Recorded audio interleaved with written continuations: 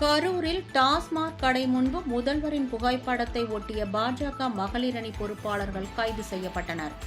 முதலமைச்சரின் புகைப்படத்தை டாஸ்மாக் ஊழியர்கள் உடனே கிழித்து எறிந்ததால் பரபரப்பு காணப்பட்டது. இதனால் டாஸ்மாக் ஊழியர்களுக்கும் பாஜகவினருக்கும் இடையே வாக்குவாதம் ஏற்பட்டது. டாஸ்மாக் ஊழியர்கள் கொடுத்த புகாரின் அடிப்படையில் அங்கு வந்த போலீசார் பாஜக பெண் நிர்வாகி செல்போனை வாங்கிக் கொண்டு அவர்களை கைது செய்து அழைத்துச் சென்றனர்.